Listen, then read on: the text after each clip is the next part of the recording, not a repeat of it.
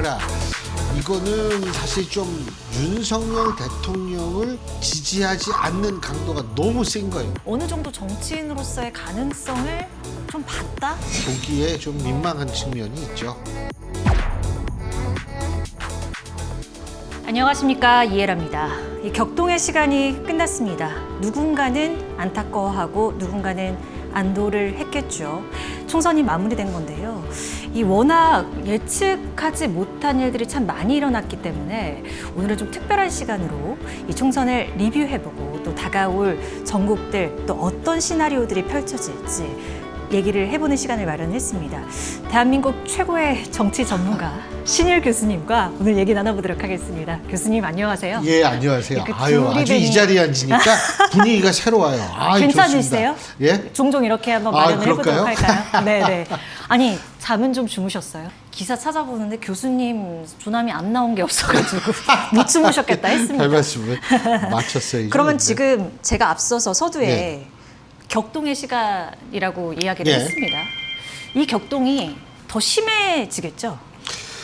앞으로가 이게 제가 볼 때에는 상당히 심해질 수밖에 없는 게 일단은 21대 국회에서는 야당이 하나였었어요. 네. 그런데 지금은 다수의 야당을 상대해야 되고 그중에서 조국 혁신당 사실 12석 정도 되면 충분히 캐스팅 보트를 할 수가 있는 그런 정당인데 이 정당이 민주당보다 더 강경한 입장을 취하고 있는 정당이기 때문에 제가 볼 때는 이 국민의힘 그리고 여당 여권 전체의 입장에서 볼 땐 아주 21대 국회보다 더 힘든 시간을 보내게 되지 않을까라는 생각을 합니다. 뭐 조국 혁신당 12석 얻었고 근데 이제 합하면 그러니까 187석 정도가 되는 겁니다. 그렇죠? 그 정도 됐겠죠. 네. 예. 그리고 여기에 뭐 새로운 미래 진보당까지 합하면 약 190석이 봄야권으로 예. 볼 수 있는 수치겠죠. 그렇죠. 아마 그런 부분에서 또 언급을 해주신 것 같은데 일단 민주당 민주연합 쪽에서 175이라는 숫자는 어떨까요?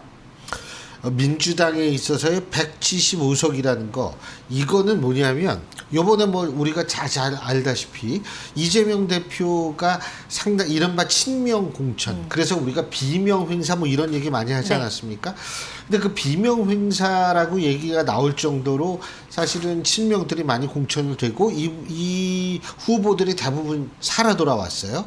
그러면 이렇게 된 상태에서 이재명 대표의 당에 대한 장악력은 훨씬 더 강해질 거고 그래서 당에 대한 장악력이 그만큼 강해지게 된 상태에서 친명들이 이제 어떤 스탠스를 취하냐가 주목되는데 제가 이제 네. 상당히 흥미롭게 보는 측면이 뭐냐면 네.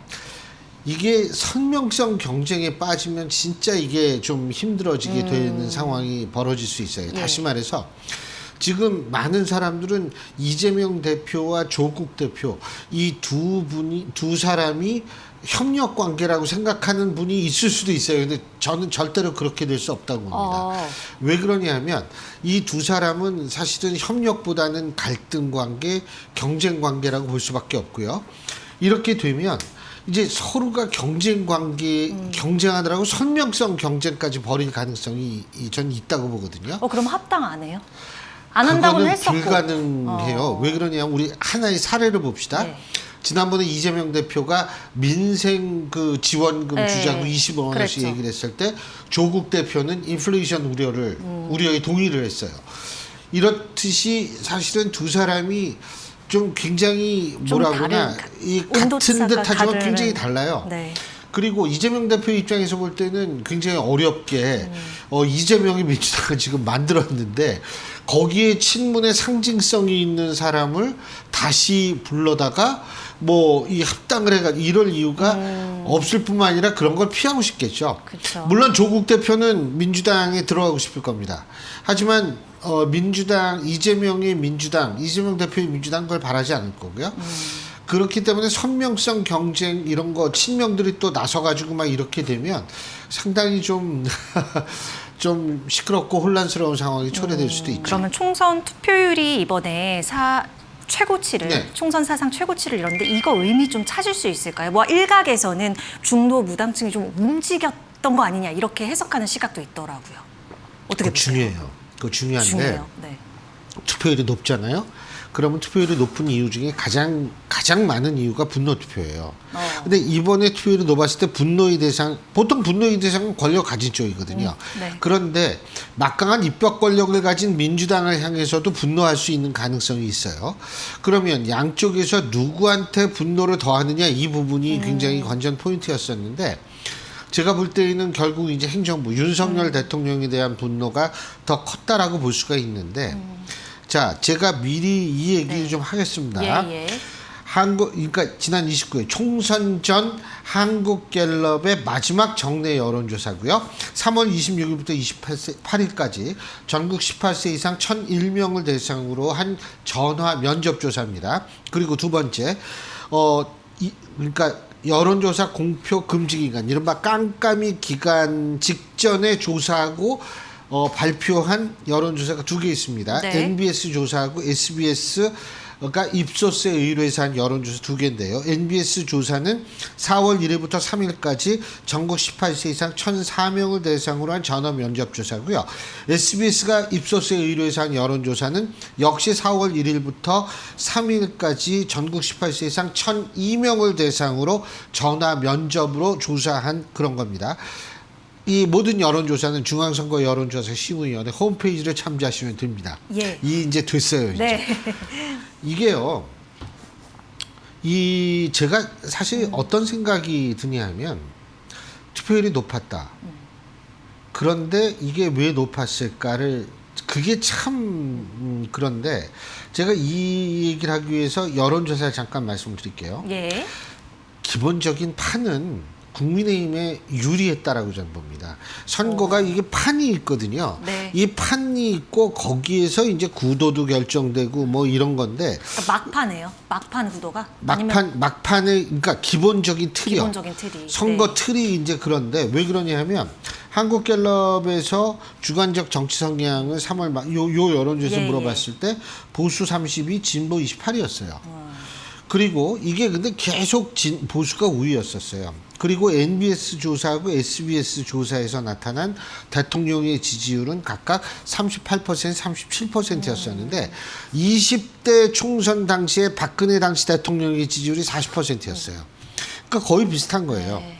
그리고 여기에서 그 정권 견제와 안정 요거 두 개를 이제 비교할 때요. 이 두 개 비교할 때 거의 이게 붙었어요. NBS는 붙고 SBS 입소스 조사는 한 7%포인트 차이가 나는데 오차 범위 감안하면 큰 차이라고 보기는 힘들어요. 이런 거 종합해 보면 판은 괜찮았어요. 기본적인 틀은. 근데 이게 왜 이렇게 됐나? 결과가 나왔을까? 전 원인은 하나라고 봅니다. 윤석열 대통령의 그동안 누적되어 온 이미지. 그것을 결국에 극복하지 못했다. 그렇죠. 거기다 네. 이제 이 트리거까지 해가지고 폭발시키게 만든 거죠. 트리거는 마지막에 있었던 그 것들이요. 이종섭 황상무 전 대사, 황상무 전 수석 이게 트리거 역할을 한 거예요. 그래서 이게 폭발이 돼가지고 예. 제가 볼 때 상당한 유권자들이 나갔다라고 보는데 그런데 말이에요. 네. 38% 정도면 낮은 게 아니에요. 대통령 지지율. 네. 그런데 문제는 뭐냐면 38% 이외의 이 유권자들 있죠. 그러면 그게 이제 62% 된 유권자가 윤석열 대통령을 지지하지 않는 강도가 너무 센 거예요. 제가 볼 때는. 예. 그러니까 일반 수준에서 난 지지하지 않아 이 정도가 아니라 굉장히 강하게 좋아하지 않는다는 거죠. 강하게 분노를 표출한 결과가 그래서 이렇게 또, 이게 이렇게 예. 된 거라고 봐요. 결국에는 그러면 결국 지금 한동훈 위원장의 이제 후퇴 의사를 밝힌 상황이잖아요. 네. 그런데 이제 나가면서 얘기했어. 이것은 뭐 오롯이 내 책임이다. 이렇게 이야기를 하기는 했습니다. 그런데 예. 어쨌든 교수님의 관점에서는 윤석열 대통령 여태까지 쌓아놨던 이미지가 결국 폭발을 한 결과라고 보시는 건데 저 이렇게 바꿔 여쭤볼게요. 한동훈이 해서 그러면 108석이나 얻은 겁니까? 아니면 한동훈이 해서 108석 밖에 혹은 이나? 일부 언론에서는요. 네. 한동훈 위원장이 뭐 전략 부재다 뭐 이렇게 얘기를 하는데 네. 전 다르게 생각합니다. 한동훈 위원장이 있기 때문에 이 정도 된 거예요. 자, 제가 이렇게 얘기하는 근거. 보세요. 예. 그 트리거 우리 빼고 얘기를 합시다. 네. 이종섭 전 장관이나 뭐 이런 사람들 얘기 빼고 이게요. 이 선거는 어떻게 치러져야 되냐면 한동훈 대 이재명 대 한동훈의 구도로 치러졌어야 돼요. 근데 대통령이 20차례가 넘어요. 그 민생 토론회 이거. 근데 사실은 대통령이 조금 이렇게 등장하지 않았어야 되지 않았을까라는 생각을 하거든요. 그래야만 화면에 비치는 게 한동훈 위원장과 이재명 대표 이 두 사람인데 네. 이게 중간중간에 자꾸 뭐 민생 토론회 장면도 나오고 이렇게 되면 사람들이 자꾸 이제 윤 대통령의 이미지를 떠올리게 되면 한동훈 대 이재명 대 한동훈 대 구도로 치러야 되는 이 선거가 그 구도가 완전히 어그러지게 되는 거죠. 그래서 제가 볼 때에는 한동훈 위원장이 물론 상당히 노력을 많이 했고 하지만 그 노력이 빛을 발하지도 못했고 근데 저는 최선을 다한 결과라고 보고요. 한동훈 위원장 제가 볼 땐 참 수고 많이 하셨고 이나마 이것을 건지게 된 것도 한동훈 위원장 덕분이 아닌가라고 저는 생각을 합니다. 결국 한동훈이 해서 108석이나 챙겼다. 그렇죠. 그렇게 당연하죠. 정리를 좀 그리고 해도 되겠죠. 사실 네. 윤석열 대통령에 대해서 부정적 이미지를 갖는 사람이 많은데 한동훈 위원장이 그걸 많이 희석해 줬어요. 그 점을 무시하면 안 됩니다. 네. 그거는 심지어 보수층에서도 윤석열 대통령을 부정적으로 본 사람들이 많은데 한동훈 위원장을 통해서 그걸 희석하는 분들이 많거든요. 그러니까 이 윤석열 대통령 항상 이걸 기억해야 돼요. 뭘 기억해야 되냐면 윤석열 대통령은 보수 쪽에서 오랫동안 정치한 분이 아니라는 거. 그 점을 좀 기억을 해야 될 겁니다. 한동훈 위원장 지금 100일간의 여정을 보면서 어느 정도 정치인으로서의 가능성을 좀 봤다? 요 측면에 좀 가까우신 것 같은데. 저는 그러니까 정치인은요. 정치력이 있어야 되고 네. 정치 감각이 있어야 되고 근성이 있어야 세 되고 가지. 이런 거거든요. 네, 일단. 정치력은 아직은 100일 동안밖에 안 되기 때문에 검증할 수가 없는데 나는 그 정치 감각과 정치적 판단력은 정말 뛰어나다고 봅니다. 네. 그리고 또 한 가지는 뭐냐면 이 소위 말해서 근성인데 야 근성도 대단해요. 어떤 면에서요? 그러니까 예를 들면은 한번 공격의 소지를 삼으면 끝까지 가잖아요. 물고 늘어져요. 좀 그런 거 있잖아요. 네. 그거 쉬운 거 아니에요. 근데 그 근성도 보여줬다고 봐요. 뭐 우려되는 건 이제 뭐 사실 뭐 내각이라든지 이런 부분들이 어떻게 또 전개가 되는지 봐야 되기는 하겠습니다만, 근데 사실 한동훈 위원장 떠올렸을 때 그 윤석열 대통령이랑 이번 총선 준비하면서 좀 거리두기 하는 듯하면서 다시 막 가까워지고 이런 모습 좀 보였잖아요. 그거는 한계 어쩔 수 없죠. 근데 한동훈 위원장뿐만이 아니라 네. 다른 사람이 비대위원장을 해도 그건 어쩔 수 없을 거라고 봐요. 왜? 어찌 됐던 국민의힘은 여당입니다. 여당이 여당인 이유는 대통령이 있기 때문에 여당인데 그거는 한계가 분명히 좀 있죠. 있기는 있는데 조금 안타까운 측면이 있다면은 사실은 김건희 여사의 문제에 대해서 좀 더 확실하게 선을 그었으면 어땠을까라는 생각은 하죠. 예. 뭐 사실 저희 이슈메이커 출연해주신 분들도 많은 분들이 이거 김건희 여사 문제는 윤 대통령이 그렇죠. 직접 풀고 가야 된다라고 언급 많이 하셨던 기억도 제가 납니다. 지금 우리 윤석열 대통령 결국 이 국민들의 정권 심판론이라는 측면에 있어서 이것을 가장 그 포인트였던 것 같은데 요것도 여쭤보고 싶어요. 그러니까 이재명에 대한 심판은 좀 뒤로 밀어놨다. 이거에 대해서는 어떻게 생각하세요, 교수님? 그게 사실 그 아주 중요한 부분이에요. 근데 어쨌든 이재명 대표에 대한 심판이라는 거는 지금 상황에서는 일단은 뭐 어떻게 할 수가 없겠죠. 근데 이번 선거에서 아주 재밌는 것이 있는 게 네. 사실 언어를 통해서 무리를 일으키거나 혹은 행위를 통해서 무리를 일으켜서 수사 대상이 됐던 분들도 전부 당선이 됐어요. 그러니까 이게 지금 중첩된 사법 리스크가 나타났다는 거거든요. 이재명 대표 사법 리스크는 너무나 잘 아실 거고, 그 다음에 조국 대표 대법원 최종 판결 남겨 있고요. 그 다음에 조국혁신당에서 황운하 의원 네. 역시 1심에서 3년의 3년일 거예요. 징역형을 선고받았고요. 그 다음에 요번에 새롭게 수사 대상이 된 고소를 해가지고 그런 인물, 요번에 처음 그런 분들이 이제 다 당선이 되고 막 네. 수사 받고 있는 사람도 당선되고 이렇게 됐거든요. 그래서 저는 사실은 이재명 대표에 대한 뭐 심판 이런 것보다는 제가 좀 걱정하는 건 뭐냐면 우리가 민주주의 근간은 흔히 법치라고 얘기를 합니다. 네. 법에 의한 지배죠. 네. 그렇기 때문에 법이라는 것, 이것을 법에 관련된 모든 정무기관들에 대해서 이게 사실 신뢰를 갖고 흔들리게 하면 안 되는데, 이게 자꾸 이런 모습을 보게 되면 유권자들이 법에 대해서 뭐 신뢰, 법이 굉장히 흔들리는 상황이 초래되고, 이렇게 되면 법치가 흔들리게 되고, 이렇게 되면 민주주의가 좀 흔들리게 되지 않을까라는 그런 우려가 있습니다. 그런데 뭐 어쨌든 뭐 국민들의 선택이라니까 내가 뭐 어떻게 제가 얘기할 수는 없지만 좀 그런 점이 굉장히 좀 우려가 된다라는 말씀을 드리고 싶어요. 법치, 제가 숨 쉴 틈도 없이 자꾸 질문을 드리는 것 괜찮아요. 같은데. 숨을 계속 쉬고 있어요. 네. 법치 하니까 제가 요거를 또 윤 대통령이 어쨌든 지금 너무 힘든 상황을 맞닥뜨린 건 앞으로 그렇게 맞잖아요. 되죠, 더. 네, 뭐 이미 총선 때부터 뭐 레임덕이니 데드덕이니 그런 얘기도 할 정도로 이야기가 나오고 있는데, 조금 이런 국정 기조가 좀 변화할 수 있을 거라고 보세요. 그러니까 사실은 윤 대통령이 그 아까 싸우는 이미지 했을 때 불통, 막 고집. 죄송해요. 제가 너무 아니에요. 직접적이었을까요? 네. 그 맞는 중요한 거. 그래서 있잖아요. 일각에선 뭐라고 얘기를 하냐면, 야, 이런 구도에서 윤석열 대통령이 이재명 대표부터 만나야 된다. 저는 차례가 좀 그게 아니라고 생각해요. 그럼 어떤 전 것부터? 처음부터 뭐냐면, 첫째, 도어 스태핑을 새로 다시 시작할 것. 오, 네. 왜 그러냐면 도어 스태핑을 해가지고 지지율이 떨어진다 그래서 안 했는데 지금 어차피 지지율 떨어지고 있어요. 그럴 바에는 도어 스태핑을 하는 게 낫습니다. 정면 승부. 그렇죠.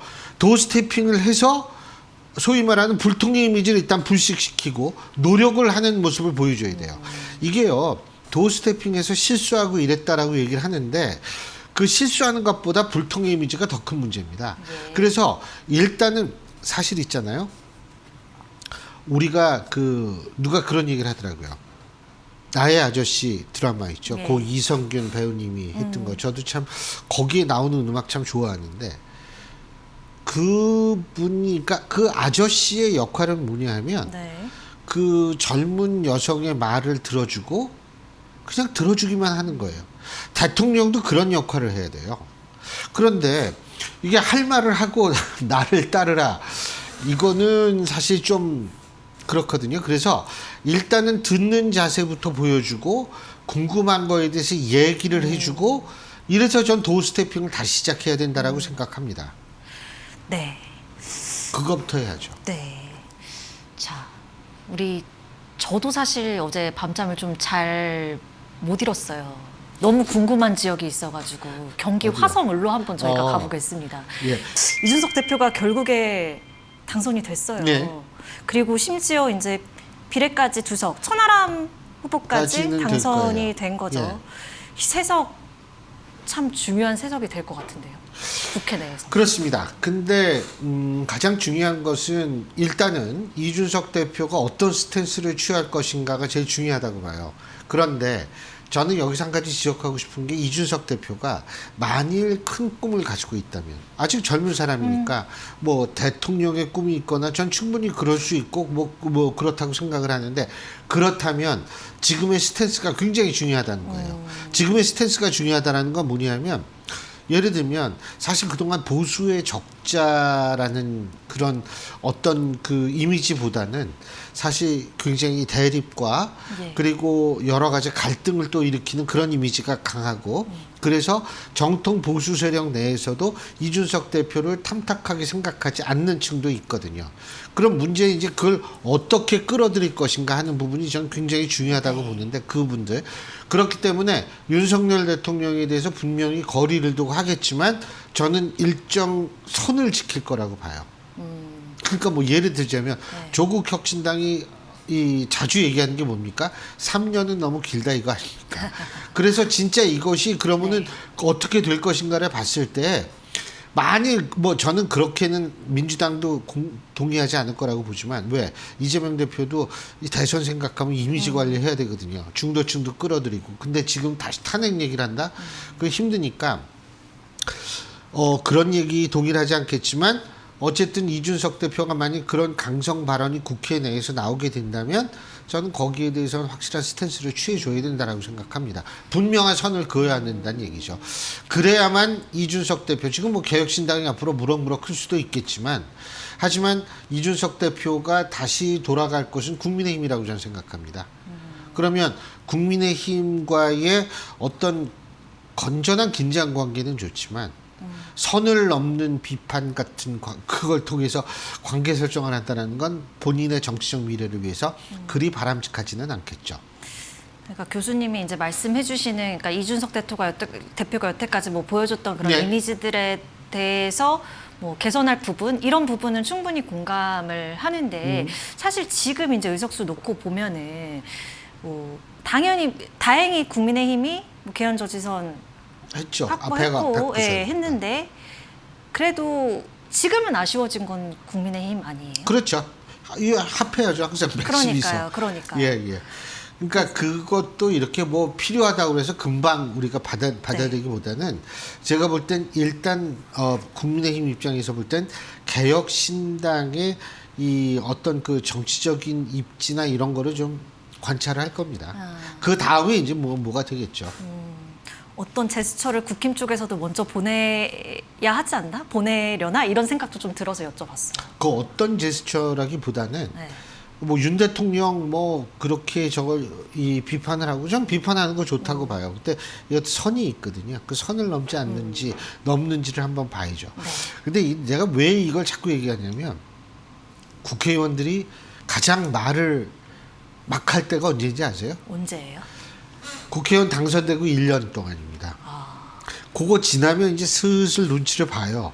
그게 좀 저가거든요. 근데 이 사람들이 딱 임기 1년 차는 굉장히 이 강성 발언들을 많이 하고 막 네. 그러는데 근데 어떻게 되는지 봐야죠. 그래서 이준석 대표 오늘 아침에 인터뷰에서 그런 얘기를 했더라고요. 내가 국회의원 얼마나 되고 싶었는데 하고 싶은 게 너무 많다. 좋습니다.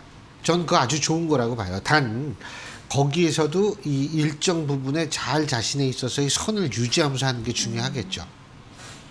기대의 시선들을 얼만큼 잘 해낼지 좀 지켜보면 봐야죠. 좋겠습니다. 예.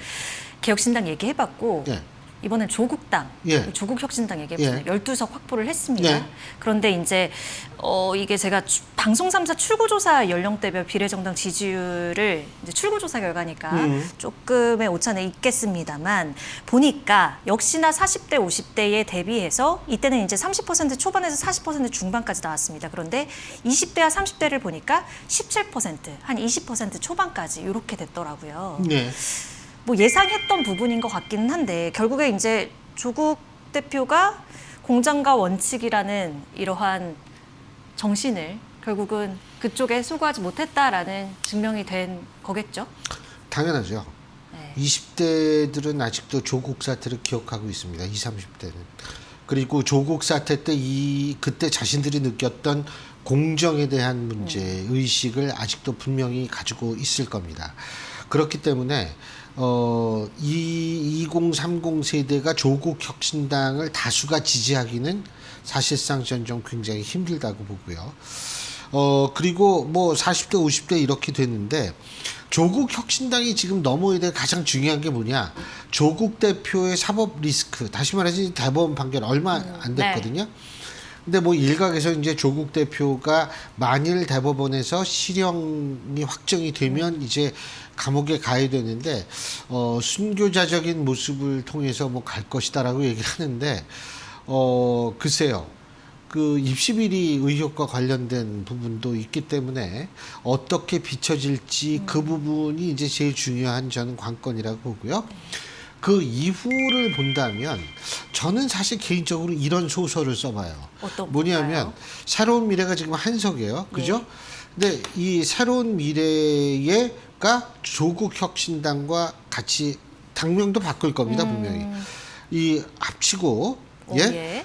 그 다음에 뭐냐면 그 한석이 또 늘어나죠. 그럼 13석이죠. 그 다음에 저 더불어민주당 내에 있었던 의원들 한 7명 정도만 끌어오면 원내 교섭단체가 그렇네요. 되거든요.